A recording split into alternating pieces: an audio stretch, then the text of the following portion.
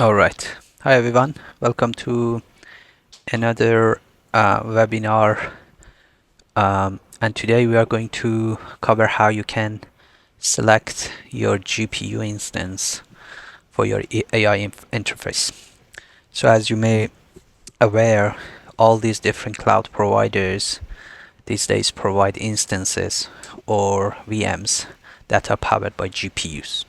And if you want to run any sort of AI inference, whether it's via these LLMs, you need to have a good, I would say, understanding of how to compare these GPU instances. And that's going to be the focus of this presentation. Alright, so this is the agenda. So firstly, we're going to cover why it matters, why we want to do such a things.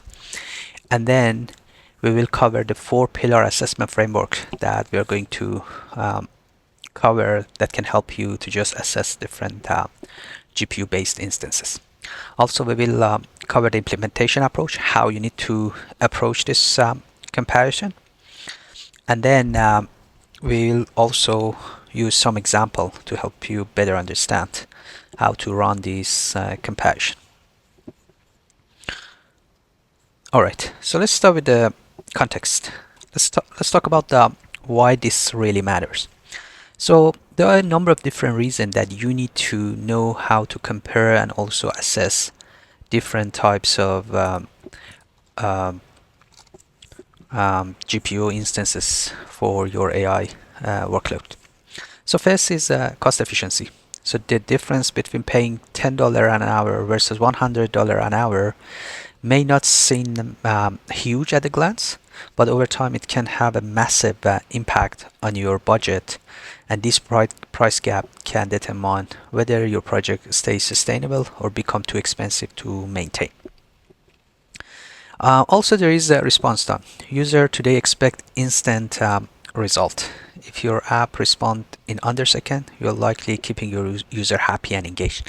But if it's taking 10 seconds or more, you risk losing them altogether. It's not just a technical metrics, it's actually a direct influence on user satisfaction and retention. And finally, scalability. The right AI infrastructure make it easy to grow your application as demand increases. But if you are stuck with poor architecture, you hit memory bottleneck fast. That can choke your app performance and hold you back from the growth. So each of these factors, cost, speed, and scalability, are critical to long-term success of AI application. Now, let's talk about some of the key decision factors for choosing AI infrastructure. So here you can see there are 4 key decision factors when you need to consider if you want to select any AI infrastructure. First is the memory compatibility. This is basic, make or break issue. Can the instance even run your model? If it does not have enough memory, nothing else matters. Next is the performance efficiency. How quickly can your model generate tokens?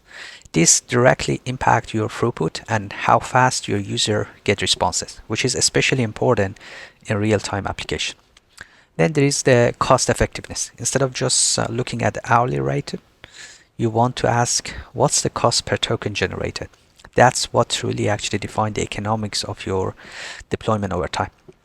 Finally, operational reliability. It's not just about the speed or cost, it's about consistency. If your AI infrastructure deliver erratic performance, that unpredictably can hurt user experience and make it hard to meet the SLAs. So each of these factors, compatibility, speed, cost, and reliability, should guide your AI infrastructure decision.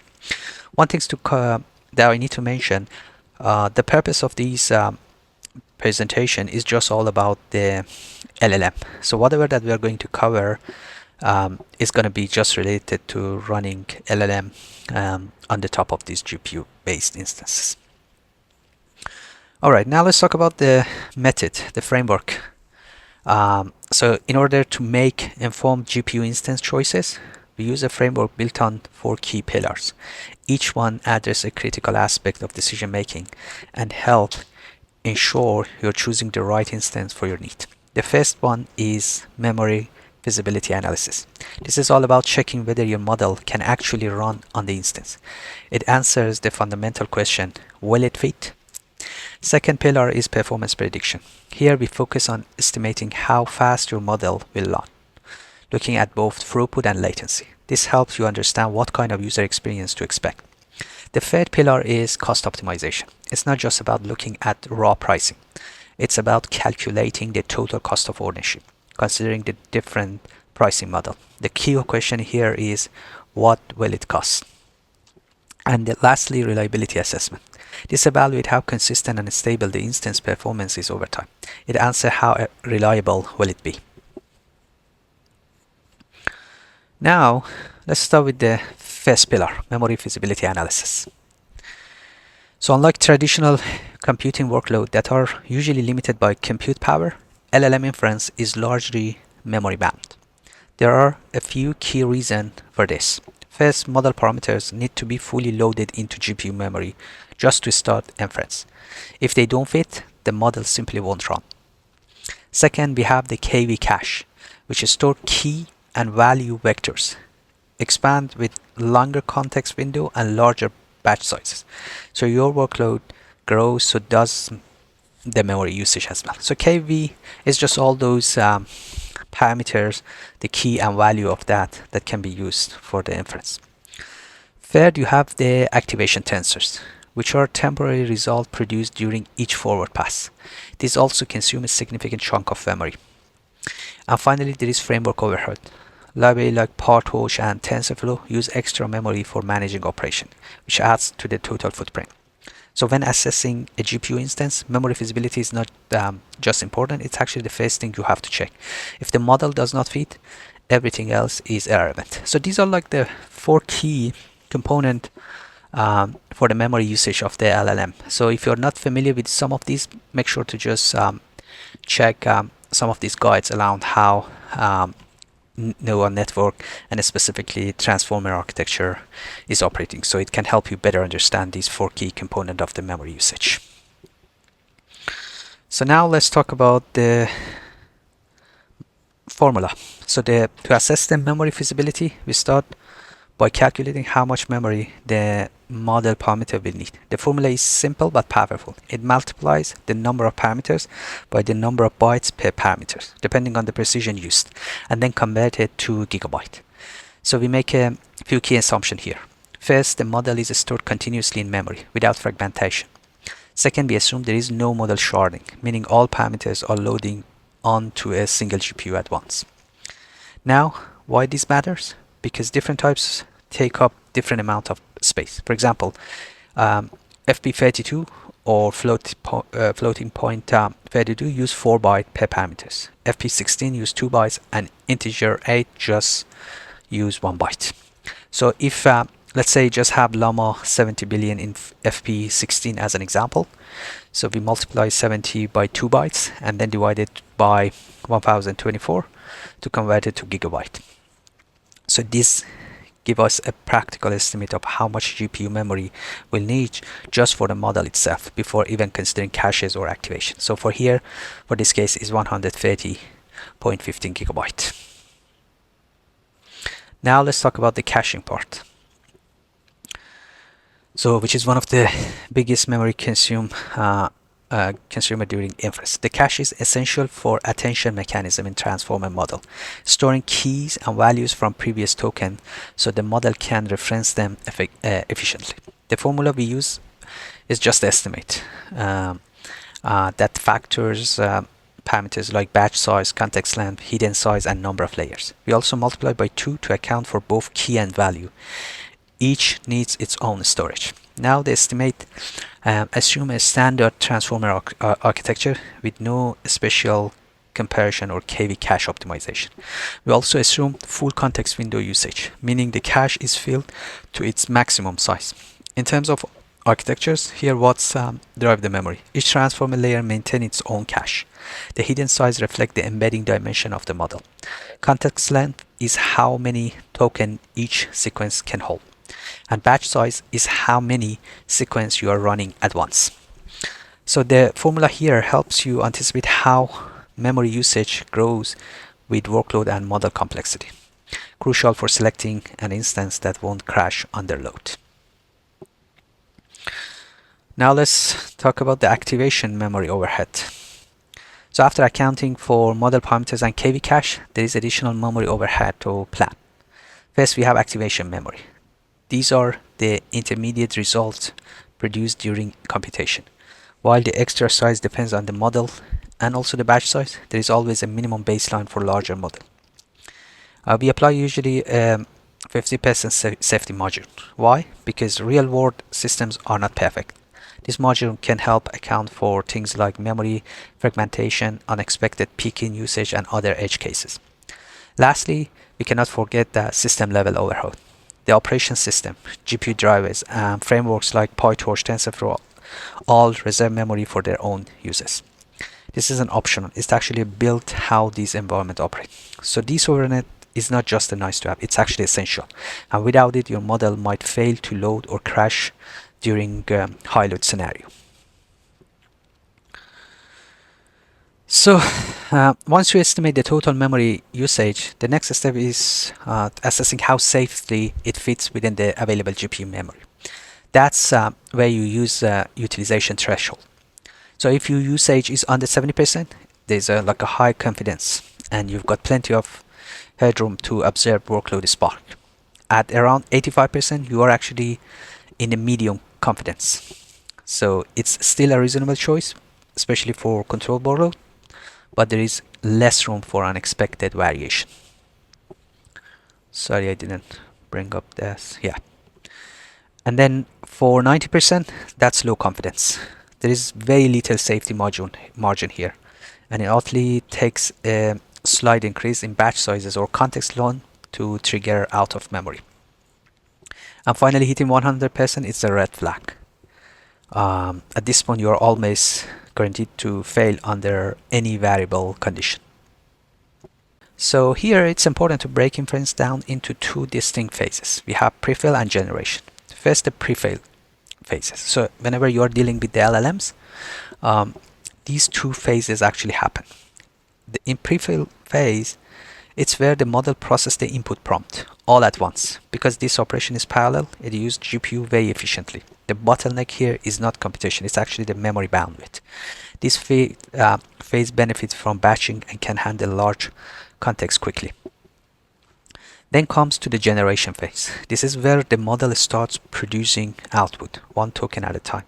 Unlike the prefill phase, generation is actually sequential, which means each token depends on the last token. This makes it actually slower and also harder to optimize. The key metrics here is actually token per second, or TPS. That's what determines how fast user can see the response. And it directly affects the perceived responsiveness of the AI application. So both phases actually here matters, but they stress the system in very different way. So now let's talk about how to calculate these token per second, or TPS. To estimate the maximum possible performance of an LLM on a given GPU, we use a flop-based calculation. This gives actually a theoretical ceiling which is the absolute base case scenario if everything's run perfectly. We select the GPU's flops or TPS rating based on the model precision. For example, FP32 uses the GPU's 30 FP32 TFlops rating. FP16 typically double that performance. Int8 offers about 4x FP32 and so on and so forth. So we assume that each token generation requires roughly 2 flops per model parameters. That comes from the matrix multiplication complexity in transformer model during the forward pass. Now it's also important to note that the key assumption behind this number. We are assuming perfect compute utilization, and also there is no memory bottlenecks. So while that theoretical token per second is actually just the GPU flops divided multiplied by model parameters. So while this ceiling actually gives us a helpful upper bound, actual performance is usually lower. Now let's just find what actually impact to that numbers. So while it's tempting to focus on flops when evaluating GPU performance, most modern LLM inference is actually memory bound. Here's why it's matter. Larger models need to access billions of parameters for every token generation. Even if your GPU has impressive compute power, it can only move data as fast as its memory bandwidth. So we do a memory bandwidth check here, comparing the required bandwidth to the GPU's available bandwidth. So if your model needs more bandwidth than the GPU can provide, that actually become your bottleneck, not the flops. This creates a hard performance ceiling. No matter how fast the GPU cores are, the system cannot go faster than it can move data in and out of memory. That's why memory bandwidth is often the true limit in real-world LLM workload. So here is actually like the equation that can help you identify the actual TPS. So you check the required bandwidth based on the model size and also the target TPS. And then also you have the available bandwidth, which is the GPU memory bandwidth multiplied by GPU count. So this actually can help you to see if your actual TPS can be determined based on the memory or based on the flops or compute power. All right, now let's talk about the multi-GPU scaling. When running a very large language model, sometimes just one GPU is not enough. So we turn it actually to multi-GPU setup. But the scaling across GPUs is not linear. That's where scaling efficiency comes actually. In scaling formula, we capture how much performance you can actually gain when you add more GPU. It actually just factors two things: communication efficiency, how all GPU coordinates, and power efficiency, how well the workload can be split. And here why this one is actually work. Larger model, especially those over 30 billion parameters, tend to scale better. They have more work per GPU, which helps amortize the cost of communication. On the other hand, as you add more GPUs, the overhead for coordination actually between them increase. So while multi-GPU setup can unlock massive performance gain, the return are sublinear. You don't get double the speed while doubling the GPUs. So it's a trade-off that needs to be carefully evaluated, especially when planning for large scale deployment. So here you can see, so for the scaling formula, so the TPS for multi-GPU is the single GPU TPS multiplied by that parallel efficiency factor and also communication efficiency factor. And there is like some rough estimate for these two efficiency factor. Alright, now let's talk about the latency. When it comes to the user experience, latency is actually everything. So let's break down how you can calculate it. So first, there is the time to first token, or TTFT. This measures how long it takes for the model to process the prompt and start generating the first token. It's mostly influenced by the prefill phase, which is parallel and front-loaded. Then we have the per token latency, how long it takes to generate each token after the first. Since generation is a sequential, this time actually adds up for longer output. Put together, you can get the total response time, or TTFT, plus the sum of the per token latencies. So as you can see, you get this time to first token. So you just divide context length to TPS, multiplied by prefill speed up factor, which is, like as you can see, typically 10, and then per token latency is 1000 millisecond divided to the token per second, and then you can easily just calculate the total time. Alright, so that was all those key actually metrics related to the performance. Now let's talk about the cost analysis. So when it comes to the cost, looking at just the hourly price is not enough. We use a multi-dimensional cost model. So first we start with direct compute cost. This is your baseline, calculating how much it costs to generate a token or a million tokens, based on the instance hourly rate and also how many tokens per second it can deliver. Next, we move to the usage pattern modeling. This means factoring in how often and how heavily you plan to use the model. Are you running it around the clock, just during the business hours, weekly businesses, and so on and so forth? Finally, we have the price performance scoring system. This helps balance cost efficiency with performance needs. It's not just about the cheapest option, it's about the best value for your workload. Taken together, these frameworks actually can help you, all these four pillars that we discussed, help you make a financial sound context-aware decision about where and how to run your model. So now let's talk about each of these cost options. Direct cost, so first is like on demand. So as you can, like most of these instances, there are like different types of pricing model. We have on demand pricing, we have spot instance, we have reserve instance, and for each of these pricing model, you can calculate the direct compute cost. So spot is just, which is usually a cheapest option. There is like you lose some, I would say, reliability, but you still get cheaper option, I would say. All right, the second cost, I would say, metrics is usage pattern model. So you actually just start by looking the variable usage cost. So as you can see here, daily cost is instance price multiplied by daily usage. Monthly cost is daily usage multiplied by 30.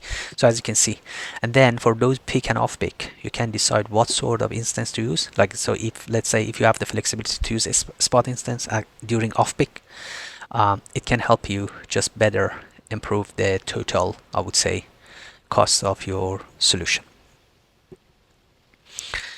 And the last but not least is price performance. So price performance, it actually brings together both cost and efficiency into a single comparable number. So let's start by the efficiency metrics. So things like cost per token or token per second. Then we apply a combined scoring algorithm that normalize for the model size. Why? Because actually larger model will naturally cost more to run, but we still need a way to compare them fairly. So this size normalization reflects the quadratic increase in computational cost as model grows. It lets us judge whether a setup offers good value relative to its scale.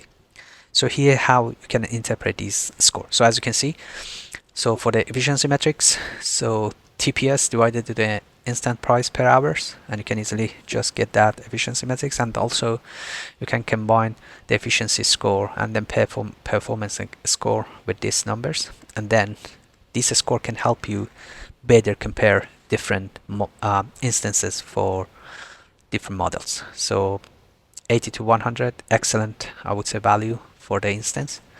60 to 79, good choice. 40 to 59, fair option, and then if it is less than 40, it's a poor value. All right, so now let's talk about the implementation approach. So step-by-step assessment process that you need to follow for selecting the best GPU instances. So you start with the requirement gathering. Here you collect everything you need to know: model spec, usage pattern, expected workload, budget constraint, all those things. Next is instant filtering. You apply the basic criteria like memory compatibility that we discussed, or performance need and cost ceiling. All those can help you to just filter the instances.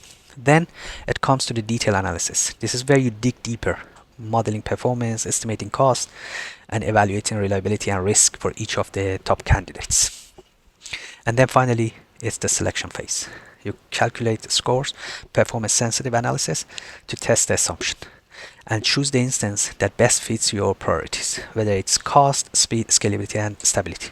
One thing to note here, whatever that we are presenting is just an estimate. So for sure, like whether you can go through a path like 1 month, 2 months of benchmarking of the model on different instances, or you can use this quick, I would say, assessment approach to get the idea what are the good candidates for the instance, and then if you want to go into more detail, then you can start to just do benchmarking on those shortlisted instances.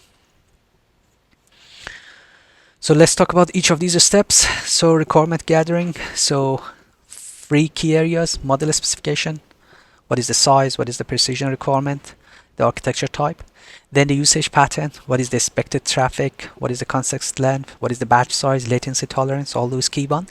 And then budget constraint, what is your like maximum hourly cost that you can actually fulfill, or what is the total monthly budget, so on and so forth. So these are like the key, I would say, items that you need to collect. The next one is instant filtering. So once you have all those requirements, next step is instance filtering. So it starts with the memory compatibility filter. So you calculate the total memory requirements, including all those parameters, KV cache, activation, and overhead, and apply safe margin. And then if this instance does not meet the bar, you just automatically filter that out.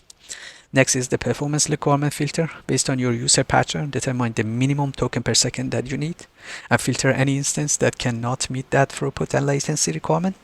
And finally, apply the budget constraint filter. Remove any instance that exceed your cost per hour or monthly budget.